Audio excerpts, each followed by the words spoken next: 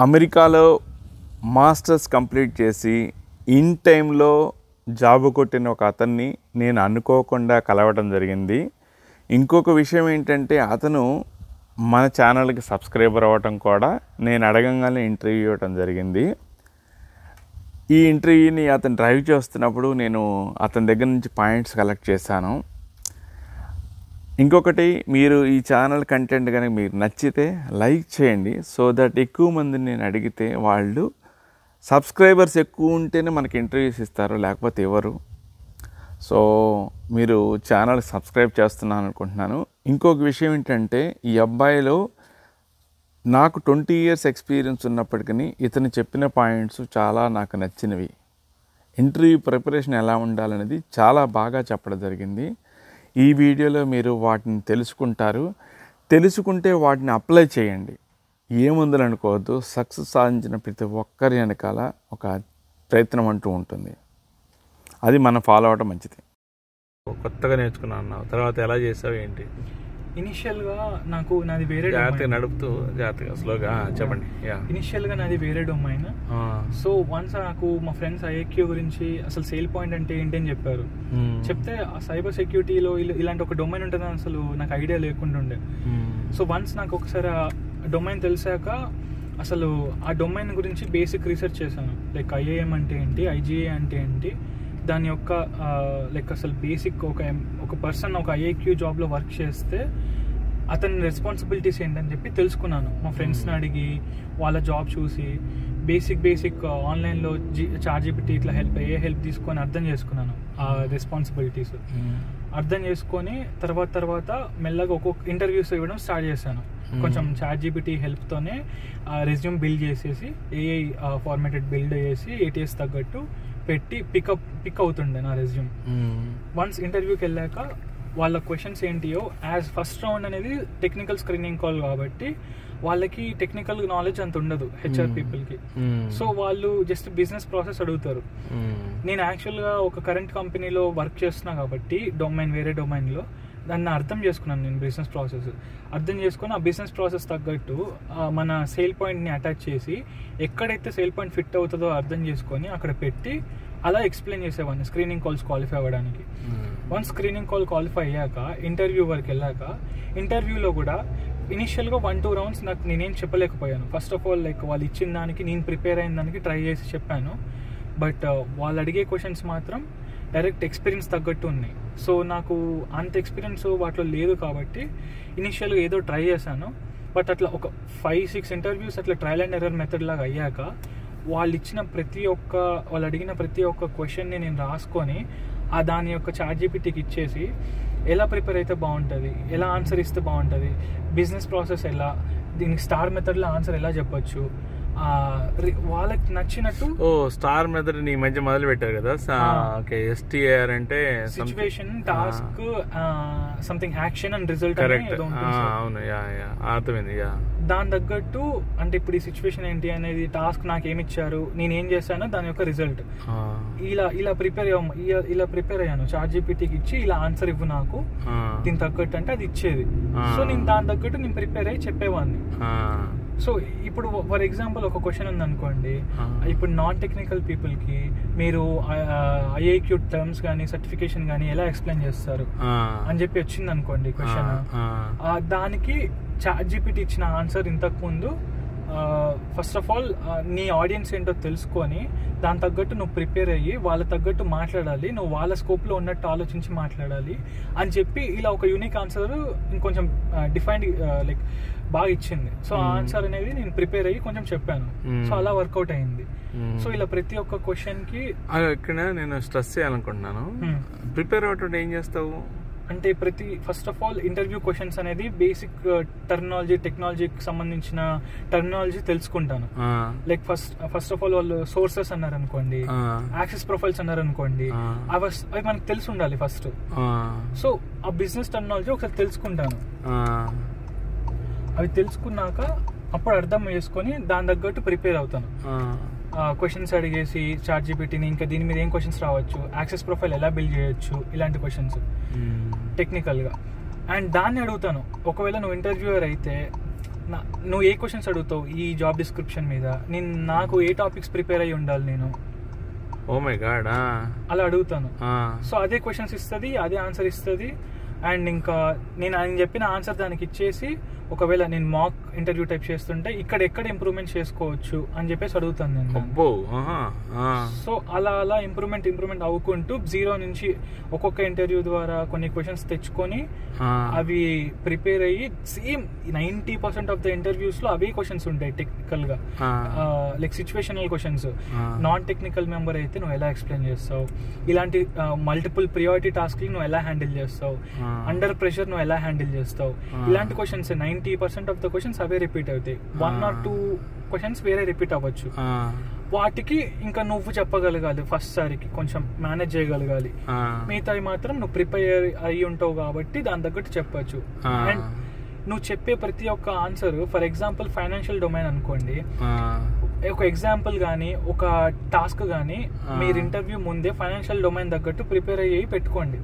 Like for example ఇప్పుడు city bank అనుకోండి, ఏదైనా ఒక బ్యాంక్ అనుకోండి. సో ఆ బ్యాంక్ లో ఒక అడుగుతాడు, లైక్ ఈ బ్యాంక్ లో కంప్లైంట్స్ ఏంటి మీరు వాడేది, దీనికి ఏంటి సంబంధం అని. హెల్త్ కేర్ అనుకోండి, డైరెక్ట్ హిప్పా కంప్లైంట్స్ కి వచ్చేస్తుంది. అదే లైక్ బ్యాంకింగ్ అనుకోండి, ఈ సాక్స్ కంప్లైంట్స్ వస్తుంది. సో ఇట్లా కంపెనీ తగ్గట్టు ఏ క్వశ్చన్స్ పడచ్చు, మనం ఎలా ఆన్సర్ ఇవ్వాలి అన్నట్టు కూడా చెప్పుకోవచ్చు. మీరు అలా ప్రిపేర్ అవ్వచ్చు. ఓకే, ఇంతే ఆన్సర్. ఓకే, సో ఆ విధంగా ప్రిపేర్ అయ్యావు అనమాట. కానీ నువ్వు జాబ్లు ఈ మధ్య రావడం కష్టం అంటున్నారు చాలామంది. కానీ నువ్వు లక్కీగా 6 monthsలోనే ఓపీడీ మీద కొట్టావబ్బా. అంత ఈజీ కాదు ఇది. Though they are worked in 3 years in India. కొంతమంది అయితే అంత కొట్టలేకపోతున్నాను నాన్న, నువ్వైతే కొట్టావు. Really happy. నువ్వు ఏ విధంగా కొట్టావు అంటే ఏం చెప్తావు? ఇది అయ్యి ఉండొచ్చు అనుకోవచ్చు కదా, అది అదృష్టం ఉంది, అది ఓకే. అదృష్టంతో పాటు సమ్ యాక్టివిటీ చేసి ఉంటావని నేను అనుకుంటున్నాను. నువ్వు ఏం చేసావో చెప్తే విన్నోళ్ళు కూడా చేస్తారు సార్. అంటే most of the time sir, అది ఫస్ట్ ఆఫ్ ఆల్ అందరూ స్కిల్ ఇంప్రూవ్మెంట్ మీద చూస్తున్నారు. అది ఓకే, అది ఉండాలి నాకు తెలిసి. అంటే నేను ఏదో మెయిన్ కంపెనీస్ అలా లైక్ పెద్ద కంపెనీలు కొట్టి చెప్పే సజెషన్ లాగా కాదు. లైక్ మా ఫ్రెండ్స్ చూసి వాళ్ళకి వర్కౌట్ అయిన సిచ్యువేషన్ చెప్తున్నాను మీకు. సో వాళ్ళు ఏం చేశారంటే స్కిల్ ఇంప్రూవ్మెంట్ మీద కాకుండా ఫస్ట్ అసలు జాబ్ కావాల్సిన రెజ్యూమ్ బిల్డింగ్ చేశారు. ఒక 1 month అలా మొత్తం ఒక 90% of the jobs for example ఎలా ఉన్నాయి, రెస్పాన్సిబిలిటీస్ ఎలా ఉన్నాయి. ఫుల్ స్టాక్ ఇంజనీర్ అనుకోండి, ఒక 10 jobs చూసారు. ఆ 10 jobs ఒక రెస్పాన్సిబిలిటీ చూసి ఈ కామన్ పాయింట్స్ అన్ని రాసుకున్నారు. అండ్ మార్కెట్లో ఫుల్ స్టాక్ వాళ్ళు అంటే వాళ్ళు దేని మీద వర్క్ చేస్తున్నారు అంటే ఒక యూస్ కేసు, బిజినెస్ పీపుల్ ఎలా వర్క్ చేస్తున్నారు అది తెలుసుకుంటున్నారు బయట అడిగి అలా అవి ఆ పాయింట్స్ అనేవి రెజ్యూమ్ లో పెడుతున్నారు. సో అది ఫస్ట్ ఆఫ్ ఆల్ దానివల్ల మనకి రెజ్యూమ్ పిక్ అయ్యే ఛాన్సెస్ పెరుగుతాయి. పిక్ అయినాక ఈ ఇంటర్వ్యూకి మాత్రం మనం ప్రిపేర్ అవ్వాలి. జస్ట్ బేసిక్ గా ఆ కంపెనీ ఏంటి, ఇందాక చెప్పిన మెథడ్స్ లైక్ కంపెనీ ఏంటి, దాని తగ్గట్టు క్వశ్చన్స్ ఏం పడచ్చు. ఆ ఇంటర్వ్యూయర్ ఒక లింక్డ్ఇన్ చూసేసి వాళ్ళు దేంట్లో స్పెషాలిటీ, వాళ్ళు దేని మీద అడగచ్చు క్వశ్చన్స్ అనేది లైక్ మీ ChatGPTకి వేస్తే అదే ఇస్తుంది. లైక్ ఇతను ఇది సొల్యూషన్ ఆర్కిటెక్ట్, సో ఈయన దేని మీద అడగచ్చు నన్ను క్వశ్చన్స్. నువ్వు ఇంటర్వ్యూ పర్స్పెక్టివ్ వాడి టాలెంట్ కూడా ఆలోచించావు. అంతే సూపర్. సో బేసిక్ గా మనకి స్కిల్ లేకపోయినా ఇంటర్వ్యూకి ఆన్సర్ చేసే అంత ఉంచుకోవాలి. ఇప్పుడు మనం ఫర్ ఎగ్జాంపుల్ జావా అనుకోండి, బేసిక్ జావా అంటే చాలా పెద్ద లైక్ వ్యాస్ట్ అనుకోండి. So for example sale point అనుకోండి, నేను చెప్పినట్టు ఆ కాన్సెప్ట్స్ తెలుసుకొని ఆ టెక్నికల్ టెర్మినాలజీ తెలుసుకుంటే చాలు, ఒక్కొక్క ఇంటర్వ్యూ తగ్గట్టు ప్రిపేర్ అవ్వచ్చు. కానీ మొత్తం నేర్చుకున్నాకనే ఇంటర్వ్యూస్ ఇస్తా అనేది మాత్రం కొంచెం అది మీరు అలా కూడా చేయొచ్చు, కానీ టైం పడుతుంది. అదే ఇట్లా త్వరగా జాబ్ తెచ్చుకోవాలి కదా మనం. ఫస్ట్ జాబ్ తెచ్చుకొని ప్రిపేర్ అవ్వండి అని చెప్పి లైక్ సజెషన్ అంతే. అంటే అది కూడా మా లీడర్స్ లైక్ మా ఎల్డర్స్ నుంచి వచ్చిన సజెషన్ అన్న. ఓకే అదేలేండి, చదువుకి ఎండ్ ఏమి ఉండదు. ఒక సెక్టర్ చదువుకొని ఇంక జాబ్ ట్రై చేస్తాం బెస్ట్ అంటావు. అంతే. అది ఫస్ట్ ఆఫ్ ఆల్ మీరు జాబ్ ఉండడం ఇంపార్టెంట్ కదా. ఒక జాబ్ తెచ్చుకొని లైక్ మీకు ఫైనాన్షియల్ ఇష్యూస్ ఉంటాయి, అవన్నీ ఉంటాయి కదా. సో ఫస్ట్ ఆఫ్ ఆల్ మీకు జాబ్ తగ్గట్టు ప్రిపేర్ అవ్వండి, ఇంటర్వ్యూకి ప్రిపేర్ అవ్వండి చాలు. జాబ్ వచ్చాక మనం స్కిల్ నేర్చుకుంటూ అప్ స్కిల్ అవుతూ జాబ్ వర్క్ చేసుకోవాలి. ఇంకా నువ్వు ఇంకోటి ఇందులో నేను గమనించింది ఏంటంటే చాలా మంది సేల్ పాయింట్లో పనిచేస్తున్నారు కూడా. ఒక $700 పెట్టి ఇప్పుడు నువ్వు ట్రైనింగ్ వచ్చావు, కోచింగ్ వచ్చావు, చాలామంది అంత ధైర్యం చేయరు అన్నమాట. సో నీ దగ్గర కొంచెం డిఫరెంట్గా ఆలోచించే లక్షణాలు ఉన్నాయి నేను అనుకుంటున్నాను అనమాట. లేకపోతే ఈవెన్ నేను కాదు, నాతో పాటు వేరే అతను కూడా నువ్వు బాగా చేసావు అబ్బాయి అన్నాడు సార్, ఇందాక రావటం మంచి డెసిషన్ తీసుకున్నావు అన్నారు సార్. అదే సో అది సంథింగ్ నీ దగ్గర డిఫరెంట్ క్వాలిటీ ఉందనుకుంటున్నాను.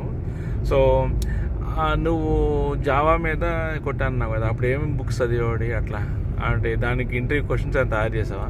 జావా అయితే అది ఫస్ట్ ఆఫ్ ఆల్ నాది electrical background sir.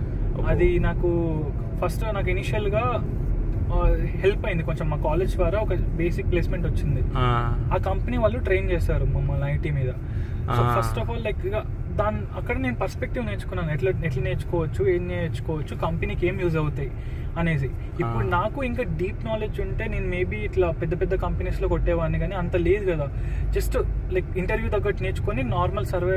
City bank అనే పెద్ద కంపెనీ ఉండేదబ్బా, అంటే లైక్ ఫ్యాంగ్ ఇలాంటి కంపెనీస్ అంటున్నాను.